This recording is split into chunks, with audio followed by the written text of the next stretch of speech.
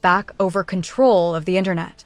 According to the publication, the presidential administration is pitted against an influential clan of intelligence agencies, particularly the FSB, which is pushing for new restrictions and shutdowns.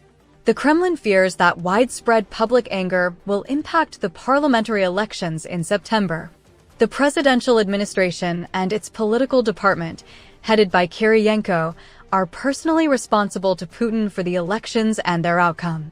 Former senior Kremlin officials tell the FT that a great struggle for the internet has broken out between the FSB and the administration's civilian bloc. They say security forces are constantly finding new reasons for bans, but many officials consider these explanations weak. One of the publication's sources said that Putin will at some point have to personally decide who will win this dispute. However, analysts doubt that civilian officials will be able to stop the FSB. Carnegie Center research fellow Alexandra Prokopenko believes they lack real leverage. According to the FT, restrictions could be tightened after the September elections.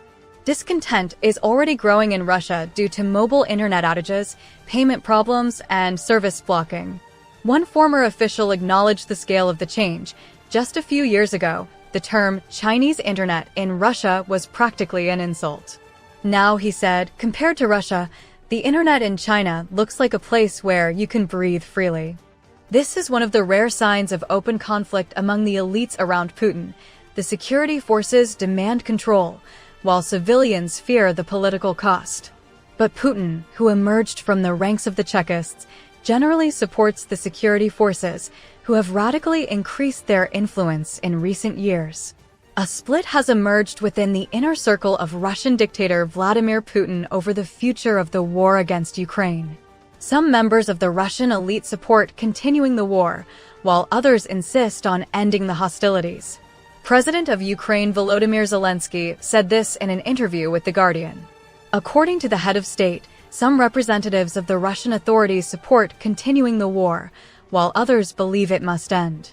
Zelensky separately drew attention to the mood among Russian businesses. Business circles understand that the economy is in terrible situation in Russia, the president noted. The head of state stressed that several key factors could bring the war to an end. They include the West, Europe, Canada, and the United States keeping sanctions in place and increasing pressure on Russia's shadow fleet and other sectors of the economy. Ukraine remaining strong on the battlefield. Pressure on Russia increasing in all directions. If Western countries do not lift sanctions, increase pressure on Russia's shadow fleet and other sectors, and Ukraine remains strong on the battlefield, we will be closer to peace, he emphasized. In any case, we are ready to talk, but we will not give up our territory, the president stressed.